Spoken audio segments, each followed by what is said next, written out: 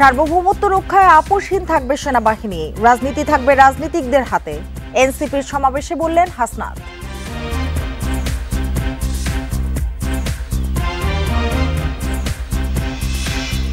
ঐক্য ধরে রেখে আলোচনার মাধ্যমে মতবিরোধ দূর করতে হবে, নির্বাচন ও সংস্কারকে মুখোমুখি করা হচ্ছে মন্তব্য তারেক রহমানের।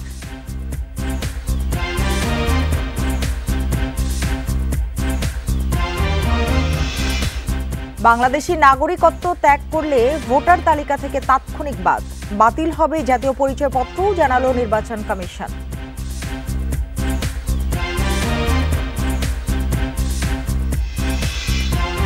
অনুপ্রবেশের চেষ্টাকালে নাফ নদীতে রোহিঙ্গাদের নৌকাডুবি, ৩ নারী ও ১ শিশুর মরদেহ উদ্ধার, বিজিবি সদস্য সহ নিখোঁজ অনেকে।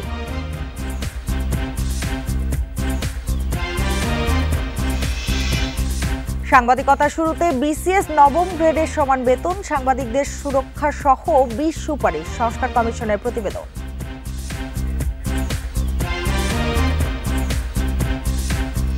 এই ঈদে জামা জুতো অ্যাক্সেসরিজের ডিসকাউন্ট। আমন্ত্রণ বিরতিহীন রাত ৯টায় বাংলাদেশে আপনাদের সঙ্গে আছি আমি সুমনা সিমি। এতক্ষণ জানাচ্ছিলাম শিরোনামগুলো, এবার জানাবো পুরো খবর।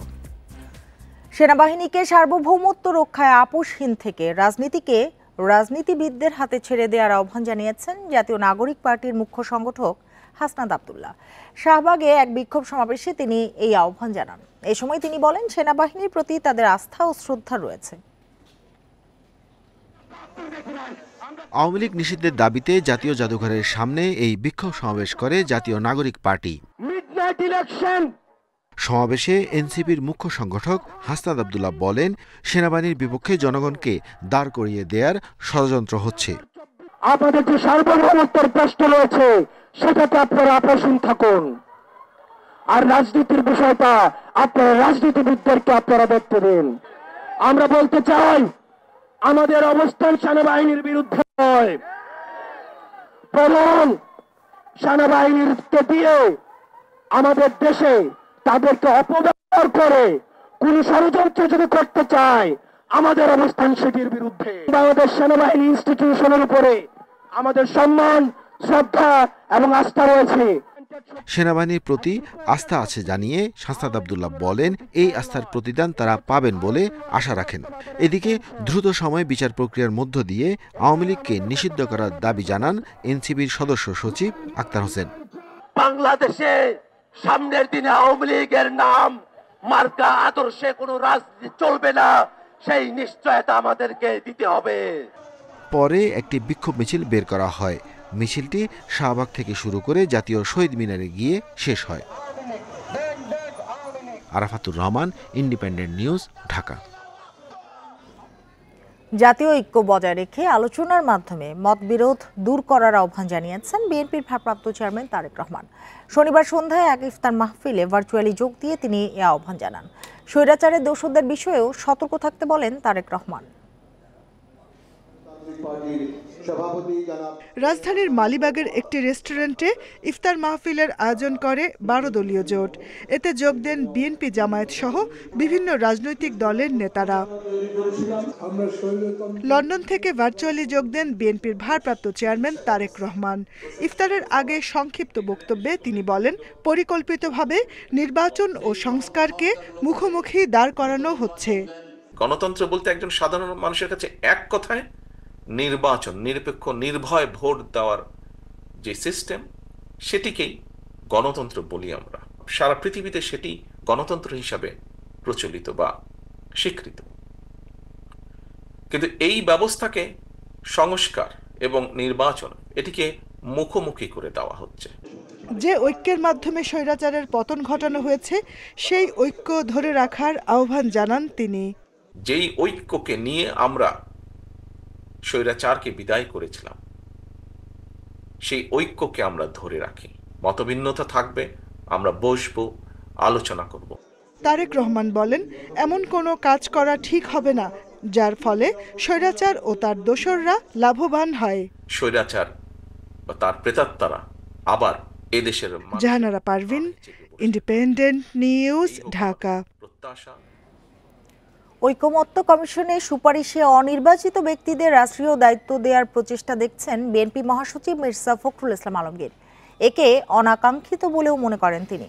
তার দাবি, কমিশনের সুপারিশের সাথে কয়েকটি বিশেষ রাজনৈতিক দলের বক্তব্য বিবৃতির মধ্যে মিল রয়েছে, যা জনমনে শঙ্কা তৈরি করতে পারে। এই যে নির্মম জঘন্য হত্যাকাণ্ড ইসরায়েল চালাচ্ছে, তার তীব্র নিন্দা জানাচ্ছি। সমসাময়িক প্রসঙ্গে কথা বলতে গুলশান অফিসে বিএনপির সংবাদ সম্মেলন। এর শুরুতেই গাজায় ইসরায়েলি বর্বরতা ও নিহত ফিলিস্তিনিদের স্মরণ করেন দলটির মহাসচিব। পরে কথা বলেন নির্বাচন সংস্কার ও জাতীয় ঐকমত্য কমিশনের সুপারিশ প্রসঙ্গে। এ সময় অন্তর্বর্তী সরকারকে নিরপেক্ষ থাকার পরামর্শ দিয়ে তার আহ্বান, কারো ফায়দা হাসিলের এজেন্ডা যেন তাদের কর্মপরিকল্পনার অংশ না হয়। এমন কোনো পদক্ষেপ নিতে পারি না যাতে করে ফ্যাসিবাদ বিরোধী জাতীয় ঐক্য গণ ঐক্য বিনষ্ট হয় অথবা ফাটল ধরে। সুতরাং অন্তর্বর্তী সরকারকে সর্বোচ্চ নিরপেক্ষতার অবস্থান বজায় রাখতে হবে। কোনো মহলকে রাজনৈতিক ফায়দা হাসিলের এজেন্ডা যেন সরকারের কর্মপরিকল্পনার অংশ না হয়, সেদিকে সজাগ দৃষ্টি রাখতে হবে। এ সময় তার অভিযোগ, জাতীয় ঐকমত্য কমিশনের সুপারিশ ও কমিশন সদস্যদের নানা সময়ে দেয়া বক্তব্যের সঙ্গে কয়েকটি রাজনৈতিক দলের বক্তব্যের মধ্যে মিল পাওয়া যাচ্ছে, যা জনমনে প্রশ্ন সৃষ্টি করছে। স্প্রেডশিটের সাথে মূল সুপারিশমালার উপর আমাদের মতামত সংযুক্ত করে দিলে বিভ্রান্তি এড়ানো যাবে। জাতীয় ঐকমত্য কমিশনের স্প্রেডশিটের অবস্থা এবং কমিশন সদস্যদের বিভিন্ন সময়ের বক্তব্য ও বিশেষ কয়েকটি রাজনৈতিক দলের বক্তব্য বিবৃতির মধ্যে মিল পাওয়া যায়। ঐকমত্য কমিশনের সুপারিশমালায় অনির্বাচিত ব্যক্তিদের রাষ্ট্রীয় দায়িত্বে নিয়োগ দিয়ে সাংবিধানিকভাবে ক্ষমতায়িত করার প্রচেষ্টাও দেখছেন বিএনপি মহাসচিব। ভবিষ্যতে অনির্বাচিত ব্যক্তিদের রাষ্ট্রীয় দায়িত্বে নিয়োগের অযৌক্তিক প্রচেষ্টা রয়েছে। জাহিদুল ইসলাম, ইন্ডিপেন্ডেন্ট নিউজ, ঢাকা। নির্বাচনের প্রার্থিতার বয়স ন্যূনতম 23 এবং ভোটার হবার বয়স 16 বছর করার প্রস্তাব জাতীয় ঐকমত্য কমিশনে দিচ্ছে জাতীয় নাগরিক পার্টি। এছাড়া 72-এর সংবিধান নিয়েও তাদের রয়েছে নিজস্ব পর্যবেক্ষণ, আর এসব নিয়েই কাল কমিশনে লিখিত মতামত দিচ্ছে তারা। পাশাপাশি রাজনীতির সুযোগ পেলে নৈরাজ্য সৃষ্টি করবে আওয়ামী লীগ। রাষ্ট্র সংস্কারে জাতীয় ঐকমত্য কমিশনের লিখিত প্রস্তাব জমা ও সমন্বয় কমিটি পরিচিতি উপলক্ষে বাংলা মোটরে জাতীয় নাগরিক পার্টির সংবাদ সম্মেলন। এতে জানানো হয়, রোববারই এসব প্রস্তাব কমিশনে জমা দেবেন তারা। এ সময় দলের যুগ্ম আহ্বায়ক সারোয়ার তুষার জানান, কমিশন 166টি সংস্কার প্রস্তাবের 111টি সংলাপ ছাড়াই বাস্তবায়ন সম্ভব জানালেও এসব সুপারিশের উপর আলোচনার প্রয়োজন রয়েছে। 111টি যে সংস্কার সুপারিশ, তার মধ্যে কিছু কিছু জায়গায় আমাদের কাছে মনে হয়েছে যে এগুলোর ক্ষেত্রে আলোচনার দরকার আছে। তো আমরা সেইটার ক্ষেত্রে কমিশনের কাছে জানতে চাইব যে কি ভিত্তিতে আপনারা আলোচনা ছাড়া ওই 111টা বাছাই করলেন। এটা আমাদের তাদের কাছে প্রশ্ন থাকবে, কারণ ওখানে অনেকগুলো জিনিস আছে যেগুলো আমাদের কাছে মনে হয়েছে যে গ্রেটার আলোচনা দরকার আছে। আর আওয়ামী লীগের রাজনীতিতে ফেরা প্রশ্নে তুষার বলেন, এই দলটি দেশবিরোধী শক্তি, সুযোগ পেলে দেশ অস্থিতিশীল করতেই মাঠে নামবে তারা। আওয়ামী লীগ এখন পরিষ্কারভাবে একটা দেশবিরোধী শক্তি এবং ভারতের এজেন্ট। তারা যদি আন্দোলনে নামে, সেটাকে আমরা আন্দোলন বলবো না, তারা একটা দেশকে অস্থিতিশীল করার জন্য নামবে। তখন সেই ক্ষেত্রে পুলিশ প্রপোর্শনের যে বল প্রয়োগের যে অধিকার পুলিশে আছে, সেটা সবসময় থাকবে। এছাড়া 72-এর সংবিধান গ্রহণযোগ্য নয় দাবি করে দেশে নতুন সংবিধান প্রয়োজন বলেও জানান নাগরিক পার্টির এই যুগ্ম আহ্বায়ক। গণতান্ত্রিক সংবিধান লেখা উচিত গণপরিষদের মধ্য দিয়ে। আর অন্য মাহমুদ শরীফ, ইন্ডিপেন্ডেন্ট নিউজ, ঢাকা। স্থানীয় সরকার নির্বাচনে চেয়ারম্যান ও মেয়র পদে সরাসরি ভোট চায় বাংলাদেশের লেবার পার্টি। তা না হলে মেম্বার ও কাউন্সিলরদের ভোট কেনাবেচার আশঙ্কা থাকবে। এদিকে সব নির্বাচনে নারী প্রার্থীদের সরাসরি অংশগ্রহণের বিষয়ে মতামত দিয়েছে খেলাফত মজলিস। দুপুরে জাতীয় সংসদ ভবনের এলডি হলে জাতীয় ঐকমত্য কমিশনের কাছে সুপারিশের ভিত্তিতে মতামত দিয়েছে দল দুটি। সংবিধান, নির্বাচন ব্যবস্থা, জনপ্রশাসন, দুর্নীতি দমন ও বিচার বিভাগ সংস্কার কমিশনের গুরুত্বপূর্ণ 166টি সুপারিশের বিষয়ে মতামত চেয়ে 6 মার্চ 37টি দলকে চিঠি দেয় ঐকমত্য কমিশন। এর ধারাবাহিকতায় রাজনৈতিক দলগুলোর সঙ্গে বৈঠক করছে ঐকমত্য কমিশন। এতে অংশ নিয়ে লেবার পার্টি জানায় দ্বিকক্ষ বিশিষ্ট সংসদের প্রয়োজন আছে, তবে প্রাদেশিক সরকার ব্যবস্থার সঙ্গে একমত নন তারা। এছাড়া স্থানীয় সরকার নির্বাচনে চেয়ারম্যান ও মেয়র পদে সরাসরি ভোট চায় দলটি। 166টি সুপারিশের মধ্যে 147টির সঙ্গে একমত হয়েছে দলটি। মেম্বারদের ভোটে তারপরে চেয়ারম্যান নির্বাচিত হবে। আমরা বলেছি যে জেলা পরিষদ নির্বাচনের অসংখ্য অভিযোগ রয়েছে, অভিজ্ঞতা রয়েছে যে টাকার বিনিময়ে সদস্যদেরকে কিনে তারপরে জেলা পরিষদের চেয়ারম্যান হয়েছে। ঠিক একইভাবে 9 জন ইউনিয়ন পরিষদের সদস্যকে কিনে একজন চেয়ারম্যান হয়ে যাবে। এজন্য প্রত্যক্ষভাবে ইউনিয়ন পরিষদের চেয়ারম্যানের নির্বাচন ব্যবস্থা রাখতে হবে। সংস্কারের বিষয়ে বিভিন্ন কমিশনের 166টি সুপারিশের মধ্যে 140টির বিষয়ে একমত খেলাফত মজলিস। দলটি জানায়, সংবিধানে মহান আল্লাহর উপর বিশ্বাস ও আস্থা রেখে বহুতত্ত্ববাদ বাদ দেওয়ার বিষয়ে ঐক্যমত্য কমিশনের কাছে সুপারিশের ভিত্তিতে মতামত দেওয়া হয়েছে। তারা জানান, গণতন্ত্রই যথেষ্ট, আলাদা করে আর বহুতত্ত্ববাদের দরকার নেই। সকল নির্বাচনে নারীদের সরাসরি ভোট চায় দলটি। দেশ সংবিধানে একটা ধারা থাকতে হবে, ইসলামের স্পষ্ট বিধান বিরোধী আইন করা যাবে না। এটা আমরা বলছি সামাজিক ধর্মীয় স্টেবিলিটির কারণে একান্ত প্রয়োজন। কারণ দেশের মানুষ 92% মুসলমান। এখানে যদি ধর্মীয় স্পষ্ট বিরোধী কোনো আইন করা হয় তাহলে সামাজিক বিশৃঙ্খলা তৈরি হয়। এ পর্যন্ত 16টি রাজনৈতিক দলের কাছ থেকে মতামত পেয়েছে কমিশন। তবে বিএনপি সহ 22টি রাজনৈতিক দল এখনও পূর্ণাঙ্গ মতামত দেয়নি। এজন্য তারা আরও সময় চেয়েছে। আল আমিন হোসেন, ইন্ডিপেন্ডেন্ট নিউজ, ঢাকা। যেসব ব্যক্তি বাংলাদেশি নাগরিকত্ব ত্যাগ করবে তাদের ভোটার তালিকা থেকে তাৎক্ষণিক বাদ দেওয়ার সিদ্ধান্ত নিয়েছে নির্বাচন কমিশন। এক্ষেত্রে সংশ্লিষ্ট ব্যক্তির জাতীয় পরিচয়পত্রও বাতিল করা হবে। রাতে নির্বাচন কমিশন থেকে এ তথ্য জানানো হয়। বাংলাদেশি নাগরিকত্ব কেউ ত্যাগ করেছেন কিনা সেটা কেউ না জানালে বোঝার কোনো উপায় নেই। এক্ষেত্রে এখন স্বরাষ্ট্র ও পররাষ্ট্র মন্ত্রণালয়ে যোগাযোগের মাধ্যমে তথ্য নেওয়ার সিদ্ধান্ত হয়েছে। এভাবে কোনো তথ্য পেলে সঙ্গে সঙ্গে সংশ্লিষ্ট ব্যক্তির নাম ভোটার তালিকা থেকে কাটা হবে। একই সঙ্গে বাতিল করা হবে এনআইডিও। ইতিমধ্যে ইসি সচিব আক্তার আহমেদ এই সিদ্ধান্ত বাস্তবায়নের জন্য এনআইডি অনুবিভাগের পরিচালক ও নির্বাচন সহায়তা শাখার উপসচিবকে নির্দেশনা দিয়েছেন।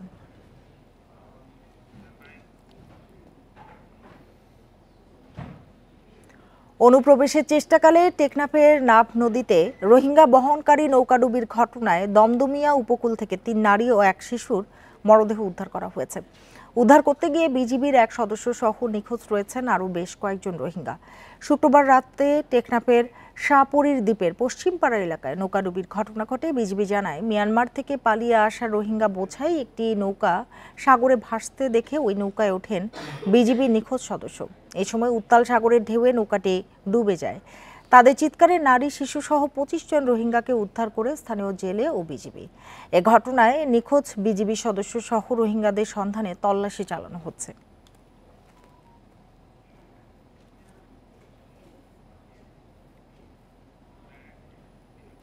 বান্দরবানের নাইখংছড়ি সীমান্ত এলাকায় মিয়ানমার থেকে ছোড়া গুলিতে এক বাংলাদেশি আহত হয়েছেন। এই ঘটনায় আহত হয়েছেন আরও একজন রোহিঙ্গা। শুক্রবার রাত 9টার দিকে ঘুমধুম ইউনিয়নে এ ঘটনা ঘটে। আহত বাংলাদেশি জাহাঙ্গীর আলমকে কক্সবাজার সদর হাসপাতালে ভর্তি করা হয়েছে। জাহাঙ্গীর আলম তুমরু উলুবুনিয়া পাড়ার বাসিন্দা।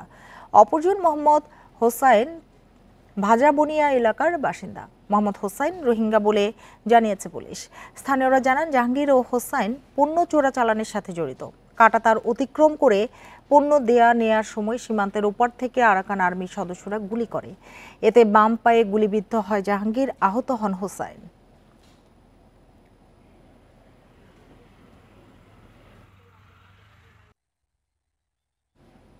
দেশের করিডোর দিয়ে মিয়ানমারে ত্রাণ পাঠানো গেলে রোহিঙ্গা প্রশ্নে জাতিসংঘের কাছ থেকে মিলতে পারে বাড়তি সুবিধা। তবে এক্ষেত্রে দেশটির পরিস্থিতি নিবিড়ভাবে খতিয়ে দেখতে বলছেন বিশ্লেষকেরা। পাশাপাশি দিচ্ছেন ক্ষমতাধর দেশগুলোর সঙ্গে কূটনৈতিক তৎপরতা বাড়ানোর পরামর্শ। কক্সবাজারে রোহিঙ্গা ক্যাম্প পরিদর্শন করেন জাতিসংঘ মহাসচিব অ্যান্টনিও গুতেরেস। মিয়ানমারের আরাকানে ত্রাণ পাঠাতে বাংলাদেশের মধ্য দিয়ে মানবিক করিডোরের প্রস্তাব দেন তিনি। সাবেক রাষ্ট্রদূত এম হুমায়ুন কবির বলেন, গত 8 বছরে রোহিঙ্গা সংকট সমাধানে সফল হয়নি বাংলাদেশ। এমন অবস্থায় জাতিসংঘ মহাসচিবের প্রস্তাব বিবেচনা করা যেতেই পারে। এটা একটা নতুন এক্সপেরিমেন্ট হতে পারে এই রোহিঙ্গা সমস্যা সমাধানের জন্য। জাতিসংঘের মহাসচিব বিষয়টা নিয়ে আলোচনা করেছেন। আমার ধারণা এই উদ্যোগে যদি আমরা সহযোগী হতে পারি তাহলে জাতিসংঘের কাছ থেকে এই সমস্যার সমাধানের ক্ষেত্রে হয়তো আমরা আরেকটু বাড়তি সুযোগ বা বাড়তি সুবিধা পাওয়ার একটা সম্ভাবনা আছে, যদি সেটাকে আমরা কূটনৈতিকভাবে ব্যবহার করতে পারি। তবে নিরাপত্তা বিশ্লেষক শাফকাত মুনির বলছেন, করিডোর কেন প্রয়োজন এবং নিরাপত্তা কে দেবে সেসব আগে নিশ্চিত হতে হবে। ভূ রাজনৈতিক দিকগুলো পর্যালোচনা করতে হবে। মিয়ানমারে বর্তমানে যেরকম একটা বিস্ফোরণমুখ পরিস্থিতি, যুদ্ধ পরিস্থিতি, অভ্যন্তরীণ সংঘাত, গৃহযুদ্ধ, যেটাই আমরা বলি না কেন, সেরকম একটি পরিস্থিতিতে একটা হিউম্যানিটেরিয়ান করিডোর বা এই ধরনের যে আলোচনাগুলো এসছে সেটাকে সার্বিকভাবে আমাদেরকে বিবেচনা করতে হবে এবং আমাদের দেখতে হবে এটাতে আমাদের জাতীয় স্বার্থ সম্পূর্ণভাবে রক্ষা হচ্ছে কিনা, এবং দ্বিতীয়ত আমাদের যেটা লক্ষ্য যে আমরা কি এই বলপূর্বক বাস্তুচ্যুত রোহিঙ্গা জনগোষ্ঠীকে তাদের দেশে ফেরত পাঠাতে পারছি কিনা। কিন্তু রোহিঙ্গা সংকট সমাধানে জাতিসংঘের ভূমিকার ওপর আস্থা রাখতে পারছেন না আন্তর্জাতিক সম্পর্ক বিশেষজ্ঞ অধ্যাপক ডক্টর ইমতিয়াজ আহমেদ। গুরুত্ব দেওয়া দরকার যেসব দেশ আসলেই ক্ষমতা রাখে, এমনকি আমি যদি বলি যুক্তরাষ্ট্র, ঠিক একইভাবে চীন তো আছেই, আমি মনে করি ভারতও ভূমিকা রাখতে পারে। সেই দেশগুলো আরও গুরুত্বপূর্ণ এই সমাধানের। যার ক্ষমতা খুব একটা নেই তার পিছনে যদি আমি ছুটি, তাহলে যাদের ক্ষমতা আছে তারা হয়তো পিছপা হয়ে যেতে পারে। তারা হয়তো বলবে যে যাক বাংলাদেশ যাচ্ছে জাতিসংঘ, ঠিক আমরা তাহলে আর এই ব্যাপারে আর কোনো নজর দিব না। মানবিক করিডোর নিয়ে বিশেষজ্ঞ ব্যক্তি ও প্রতিষ্ঠানের মত নেওয়ার তাগিদ দিয়েছেন বিশেষজ্ঞরা। শাহাদাত স্বপন, ইন্ডিপেন্ডেন্ট নিউজ, ঢাকা। বস্তুনিষ্ঠ সাংবাদিকতার জন্য সাংবাদিকদের আর্থিক নিরাপত্তা নিশ্চিত করা তাগিদ দিয়েছে গণমাধ্যম সংস্কার কমিশন। এজন্য সাংবাদিকতা শুরুতে বিসিএস নবম গ্রেডের সমান বেতন নির্ধারণ করার সুপারিশ করা হয়েছে। এছাড়া সাংবাদিকদের হুমকি, আক্রমণ ও বাধা থেকে রক্ষা সহ 20টি সুপারিশ রয়েছে। দুপুরে প্রতিবেদন জমা দিয়ে সংবাদ সম্মেলনে এসব কথা বলেন কমিশনের প্রধান কামাল আহমেদ। প্রধান উপদেষ্টা প্রফেসর মোহাম্মদ ইউনুসের কাছে প্রতিবেদন জমা দিয়েছে গণমাধ্যম সংস্কার কমিশন। পরে রাষ্ট্রীয় অতিথি ভবন যমুনার সামনে সংবাদ সম্মেলনে আসেন কমিশন সদস্যরা। প্রতিবেদনের গুরুত্বপূর্ণ অংশ তুলে ধরেন ও প্রশ্নের জবাব দেন কমিশন প্রধান কামাল আহমেদ। ইতিহাস পর্যালোচনা করে সেই ইতিহাস থেকে শিক্ষা নেওয়ার চেষ্টা করেছি যে কোথায় কোথায় ত্রুটি ছিল, কি কারণে ত্রুটি ছিল। এ সময় তিনি জানান, গণমাধ্যম শিল্পের সংকটের জন্য মালিকদের দায়ী করে তাদের জবাবদিহিতা নিশ্চিত করার সুপারিশ করা হয়েছে। এই গণমাধ্যমে কালো টাকা ঢুকেছে, এই গণমাধ্যমে মালিকানার সমস্যাটা একটা বড় ধরনের সমস্যায় পরিণত হয়েছে। মালিক হয়েছেন কারা আমরা জানি না, কি পদ্ধতিতে তারা মালিক হয়েছেন, তাদের কোনো জবাবদিহিতা নাই। আমরা গণমাধ্যম থেকে রাজনীতিকদের জবাবদিহিতা চাইছি, আমরা আমলাদের জবাবদিহিতা চাইছি, কিন্তু গণমাধ্যমের জবাবদিহিতা কোথায়? অনেক গণমাধ্যমের লাইসেন্সে অনিয়ম হয়েছে উল্লেখ করে বড় প্রতিষ্ঠানগুলোকে পাবলিক লিমিটেড কোম্পানি করার প্রস্তাব করেছে কমিশন। বাংলাদেশ বেতার ও টেলিভিশনের স্বায়ত্তশাসনের প্রস্তাব করা হয়েছে। আমরা সুপারিশ করেছি যে বড়, বৃহৎ এবং মধ্যম আকারের যত গণমাধ্যম কোম্পানি আছে তাদের উচিত হবে পাবলিক লিস্টেড কোম্পানি করা, শেয়ার ফ্লোট করা এবং সাংবাদিক কর্মচারীদেরকে তাদের শেয়ারের অংশীজন বানানো, শেয়ার দেওয়া। বস্তুনিষ্ঠ সাংবাদিকতার উপর জোর দিয়ে সাংবাদিকদের সব ধরনের নিরাপত্তা নিশ্চিত করার তাগিদ দিয়েছে কমিশন। সাংবাদিকতা সুরক্ষা আইন করার জন্য বলেছে। বিসিএস ক্যাডার সার্ভিসের নবম গ্রেডের যে বেতন স্কেল, সেই বেতন স্কেলের সাথে সঙ্গতি রেখে সাংবাদিকদের এন্ট্রি লেভেলের বেতনটা হতে হবে, সারা দেশেই এটা হতে হবে। এবং ঢাকায় যেহেতু ব্যয়, জীবনযাত্রার ব্যয় বেশি, সুতরাং ঢাকায় ঢাকা ভাতা একটা যোগ করতে হবে। কমিশন প্রধান আরও জানান, ভালো গণমাধ্যমকে টিকিয়ে রাখতে সুপারিশ করা হয়েছে। তার আশা, অন্তর্বর্তী সরকার ও ভবিষ্যতে নির্বাচিত সরকার এসব সুপারিশ বাস্তবায়ন করবে। বর্তমান অন্তর্বর্তী সরকার এবং ভবিষ্যতে নির্বাচিত সরকার সবাই এই সুপারিশগুলো বাস্তবায়ন করবেন। শাহাদাত স্বপন, ইন্ডিপেন্ডেন্ট নিউজ, ঢাকা। গণ অভ্যুত্থানের 8 মাস পরও আসামি ধরতে বাধা, থানা ভাঙচুর সহ নানা কারণে চ্যালেঞ্জের মুখে পুলিশের মনোবল, বলছেন অপরাধ বিশ্লেষকেরা। তবে মাঠ কর্মকর্তারা বলছেন, বদলি হওয়া অনেক সদস্যই রাজধানীর কর্মপন্থায় অভ্যস্ত নন। এটিও অপরাধ দমনে অন্তরায়। এদিকে 5 আগস্টের পর যে জনবল ও সরঞ্জাম সংকট তৈরি হয় তা এখনও পুরোপুরি কাটেনি। জুলাই আন্দোলনে সবচেয়ে বেশি অভিযোগ ছিল পুলিশের বিরুদ্ধে। শেখ হাসিনার পতনের পর তাই ঢেলে সাজানো হয় পুরো ব্যবস্থা, রদবদল করা হয় বাহিনীর সব দপ্তরে। তবে এখনও নানা সমস্যার মুখে পড়তে হচ্ছে পুলিশ সদস্যদের। আসামি ধরতে গিয়ে বাধার মুখে পড়া থেকে শুরু করে মারধর এমনকি থানা ভাঙচুরের ঘটনাও ঘটছে। এমন বাস্তবতায় পুলিশের মনোবল ফেরানোই বড় চ্যালেঞ্জ বলে মনে করেন অপরাধ বিশেষজ্ঞরা।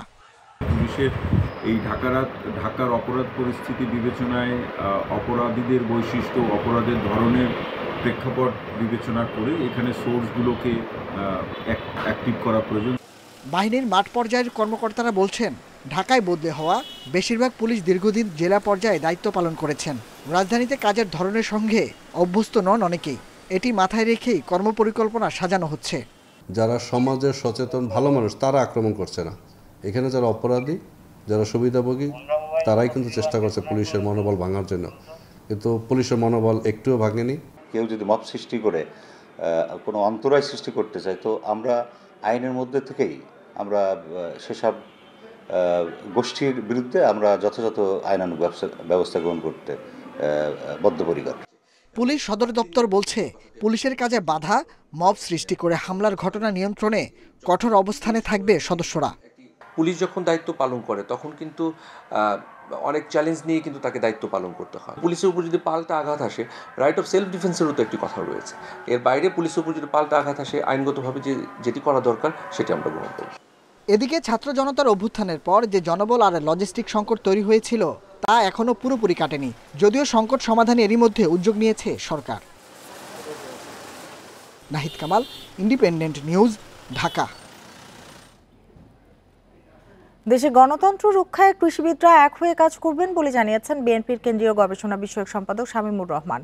সন্ধ্যায় রাজধানীর কৃষিবিদ ইনস্টিটিউটে এগ্রিকালচারিস্ট অ্যাসোসিয়েশনের ইফতার মাহফিলে কথা জানান তিনি। বলেন, গেল 16 বছর দেশবাসীর কোনো অধিকার ছিল না, গণতন্ত্রের নামে তামাশা করা হয়েছে। বর্তমানে সময় এসেছে সবাইকে একসঙ্গে নিয়ে মানুষের জন্য কাজ করার। জাতীয়তাবাদী শক্তি ন্যায্য অধিকার নিশ্চিতে কাজ করে যাবে। বেগম খালেদা জিয়া ও তারেক রহমানের নেতৃত্বে অন্যান্য পেশাজীবীদের মতো কৃষিবিদরাও প্রস্তুত আছেন বলে জানান তিনি। অনুষ্ঠানে বিএনপি চেয়ারপারসন বেগম খালেদা জিয়ার সুস্থতা কামনায় দোয়া করা হয়।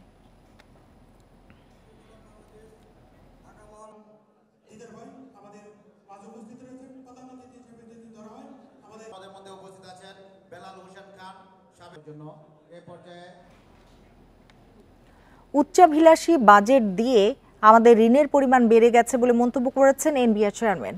বড় বাজেট দুর্বলতার কারণ বাস্তবায়নেও কম হয় বলে মন্তব্য করেন তিনি। শনিবার দুপুরে বেসরকারি গবেষণা সংস্থা র্যাপিড ও ইআরএফ আয়োজিত ডোমেস্টিক রেভিনিউ মোবিলাইজেশন শীর্ষক এক সেমিনারে এসব কথা বলেন এনবিআর চেয়ারম্যান। তিনি জানান, এখন সে অবস্থায় অর্থনীতি আছে, এর চেয়ে খারাপ হওয়ার আর কোনো সম্ভাবনা নেই। এ সময় তিনি আরও বলেন, সব ক্ষেত্রে অটোমেশন পদ্ধতি নেওয়া হয়েছে, যার মাধ্যমে কর আদায়ের হার বাড়বে। এনবিআর এর সব কাজ ডিজিটাল পদ্ধতিতে হবে। 1 বছর আগে থেকেই জানিয়ে দেওয়া হবে আগামী বছরে করদাতাদের উপর কী পরিমাণ কর আরোপ করা হবে।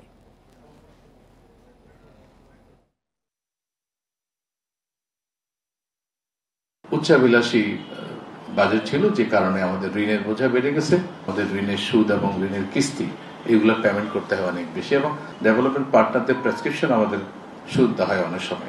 এটারও শোনার কারণ আছে। যেহেতু আমি তার কাছে ঋণ করতে যাই, সে আমাকে 3টা কথা শোনায় দেবেই। কারণ হচ্ছে তার ভয় হচ্ছে আমি যদি তার ঋণের টাকা ফেরত দিতে না পারি। এই ছিল এখনকার সংবাদে। ইন্ডিপেন্ডেন্ট টেলিভিশনের সব খবর আরো বিস্তারিত জানতে চোখ রাখুন ফেসবুক, ইউটিউব এবং এক্সে। ধন্যবাদ সবাইকে এতক্ষণ সাথে থাকার জন্য।